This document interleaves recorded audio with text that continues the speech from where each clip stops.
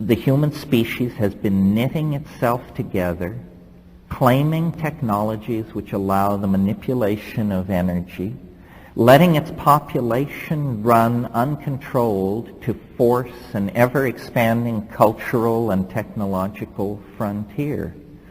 The presence of ourselves on this planet is the major evidence that a transcendental process of some sort is underway here. If this were a planet of chipmunks, glaciers, butterflies, and caribou herds, Darwinian evolution with a few twiddles would be perfectly adequate to explain what is going on here. But an acceleration of process in a limited domain of biology, beginning about 1 million years ago, indicates to me that we are now entering the short epochs, meaning these periods in which the evolution of novelty occurs so rapidly that transitions from one domain to another actually can be noted within the lifetime of single human beings. It's an enormous act of intellectual acrobatics to deny that we appear to be sailing toward catastrophe at 1,000 miles an hour with nobody able to figure out where the break is. I believe governments, scientific industrial democracies, are simply now managing the terror of apocalypse because they have no clue as to how to halt, direct, manage, or control the processes that they have set in motion. Population growth, extraction of minerals, toxification of the environment, the raising of middle-class expectations in the hearts of billions of impoverished people in the third world. The institutions which created this situation have no notion as to how to direct and control it. This is why we're not getting any kind of leadership from the top, why everything is managed toward a steady state. Meanwhile, technology, which is the downloading of human ideas into the domain of matter, is proceeding unabated around the clock. I mean, we have hardware for which we have not yet written software because we have no idea how to take advantage of the machines that have already been put in place. There is no one planning the evolution of our integration into our technology. You are free to write any kind of software you like. No one can foresee then the consequences of all of this technological development, software, wetware, hardware being stirred together. The planet has shrunk to a single informational point. The passing of every day, every week, brings us closer and closer to a kind of informational tangentiality with each other. Well, I believe, following the dictum that nothing is unannounced, that we can, from what is happening to us now, extrapolate toward this adventure in transformational novelty that is now looming ahead of us with such presence that it casts an enormous shadow over the three-dimensional landscape of historical becoming. And we as moderns are very conflicted about this because the only vocabulary we have to deal with something like this is the vocabulary of discredited religion. Before the rise of science, before the rise of technology, when religions presided over a much more slow-moving and easily managed world, great thinkers of all persuasions, through meditation and divine inspiration, whatever, saw that man's journey was a journey from the demonic to the divine, and that history was somehow the stage of human redemption. That view died with the rise of secular capitalism and industrial democracy. And yet, here in this, at the height of the trajectory of the enterprise of science and materialism, news comes from the rainforests, from the Aboriginal peoples of the world, that there are technologies of a different sort that have been in place since at least the last ice age. These are neurotechnologies, quasi-symbiotic relationships with plants, pharmacological approaches to manipulating human memory, aspiration, aesthetic concerns, so forth and so on. These psychedelic intimations have been presented to us as the naive suppositions of primitives, the landscape of the Jungian unconscious, chaotic events happening in the human brain-mind system, so forth and so on. These are all reductionist explanations. I believe that what these psychedelic states are actually ascents to a higher order of information. And by ascents, I mean the word in the dimensional context, as a mathematical idea, that here we are deployed in a three-dimensional matrix. The past fades into unknowability. The future fades into unknowability. And only the crudest and least interesting of processes, like the rising of the sun and the tides, can be propagated into the future with confidence. What shamans see, in contrast to this, is a hyperdimensional universe of information. They see the past, the origins, and they see the goal, the culmination, the place where the Ouroboros snake takes its tail in its mouth. We who are locked in linear history don't have this perspective. And what we have in its stead is immense anxiety about the future. We map the unknowable future onto the presumed experience of our own death, and vice versa, and we build up a universe that is characterized by existential abysses, the unknown future, the inevitability of death, and the impossibility of intellectually assimilating what that means. Shamanism isn't like this. Shamanism is a fractal point of view. What fractals are structures that have their subsets embedded in them. So the course of the history of an entire people can be known by looking at the history of an individual or a family. All subsets refer to levels above and below them. This is entirely different from the kind of linear history that we get in a hierarchical scientific society. It is more characteristic of experience.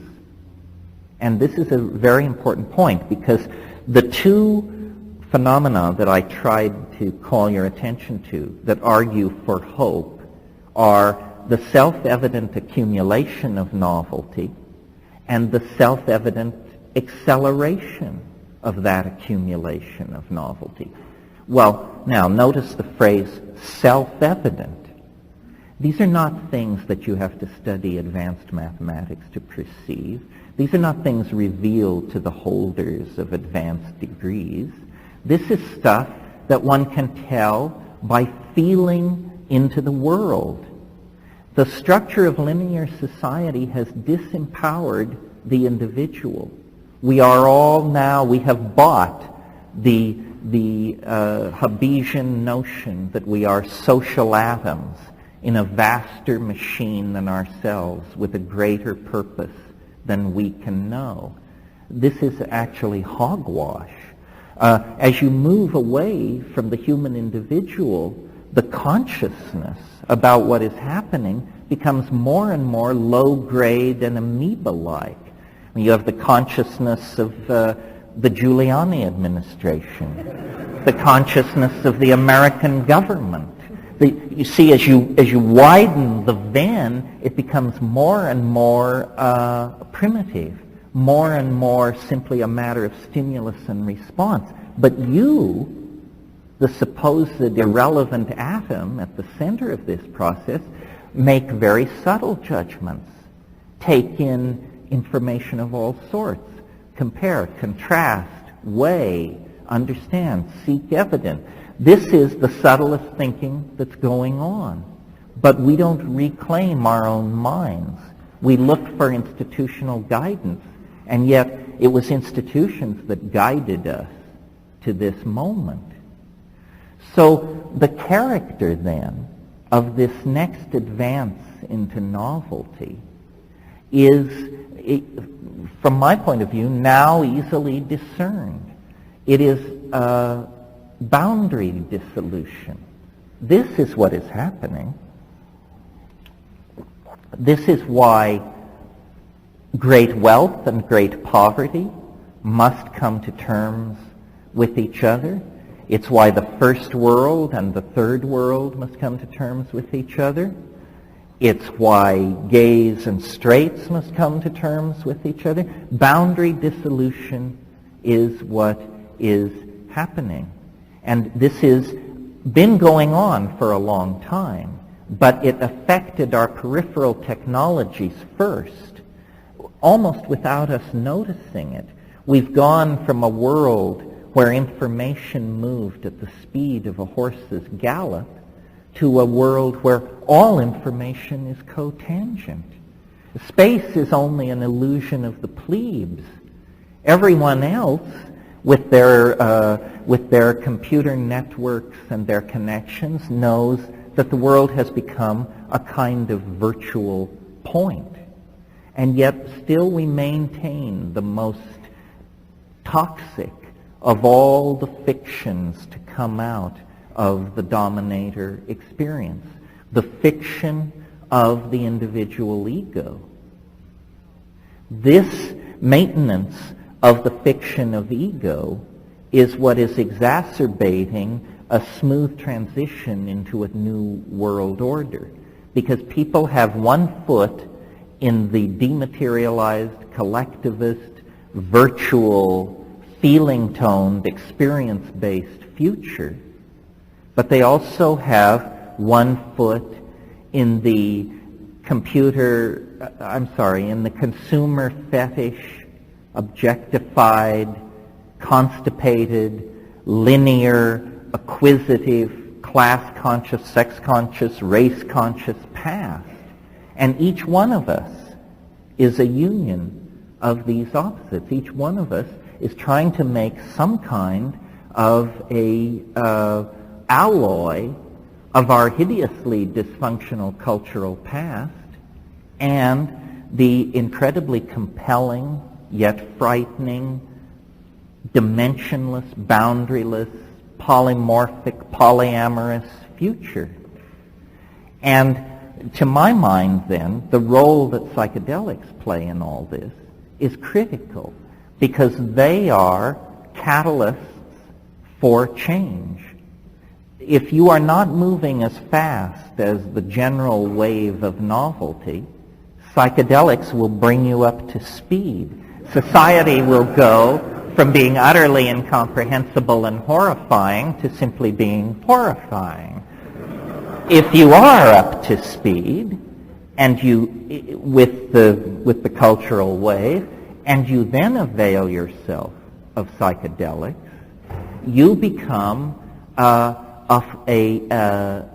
force for spreading calm, spreading understanding. Because make no mistake about it, as we close distance with the transcendental object at the end of time, there is going to be a lot of vibration accumulate on the superstructures of the social airfoil. If the airfoil cannot be redesigned in flight as we approach this barrier, we will be ripped to pieces. This is, H.G. Wells said in 1905, history is a race between education and catastrophe. And it is going to be a photo finish. If we end up a smear through the shale and nature concludes that intelligence is something never again to put into the hopper, then it will be an enormous tragedy because we didn't go down without a struggle.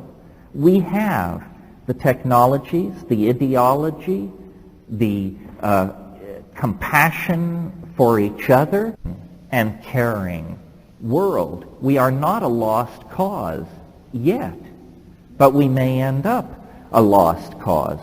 And people then say, well, what should be done?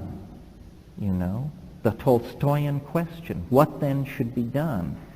Well, I came up through the whole Berkeley thing in the 60s and all that, and I'm very wary of hortatory political prescriptions for what should be done. I mean, we saw that the best impulses in Marxism turn into the most horrifyingly regimented and totalitarian societies. Goodwill is not enough. So what is to be done? I think the answer to this is not only nothing, but considerably less than nothing. And what I mean by that is that the real solutions to our problems lie in a series of negatives. Do not believe. Ideology has poisoned this planet. Ideology is bankrupt. It's a skin game. It's a shell game. It's only for Marx and Marx.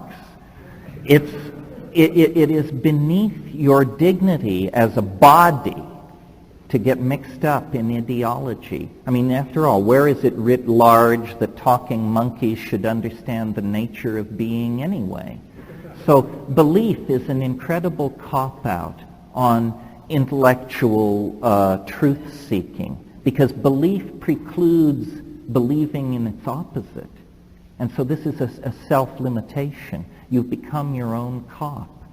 And the ideologies of the 20th century are so shoddy and hobbled together or toxic to human values, they're not worth believing in anyway.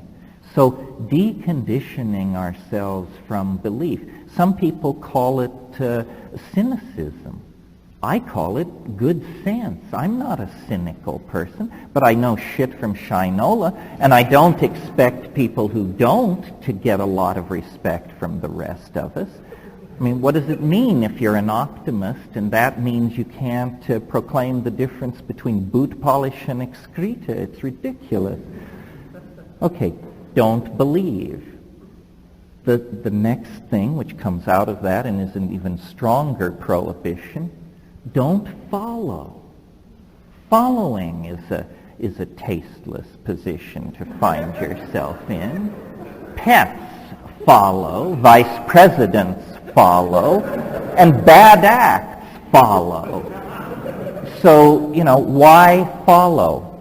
All of these gurus, geishas, roshis, and rishis are simply flim-flam artists. They've had thousands of years to get these cons together and run them on you. Believe me, I know. I'm a recovering Catholic.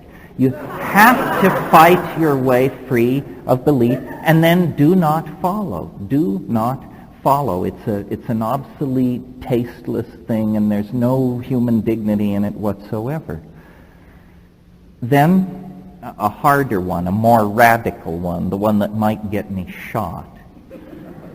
Do not, in some profoundly metaphysical sense, consume. Do not consume. For obvious reasons, and then not so obvious reasons. The obvious reasons are that the fetish for objects made of matter is wrecking the planet.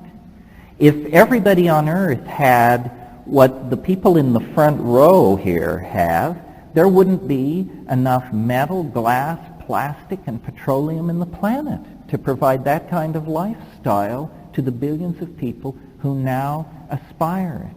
None of this stuff brings happiness anyway. I recently had the experience of having my 75 Ford Granada blow up on me in the middle of the night. And so I had to buy a new car. So I went down a year and up a brand, and I got a 74 BMW. And it cost me $2,000.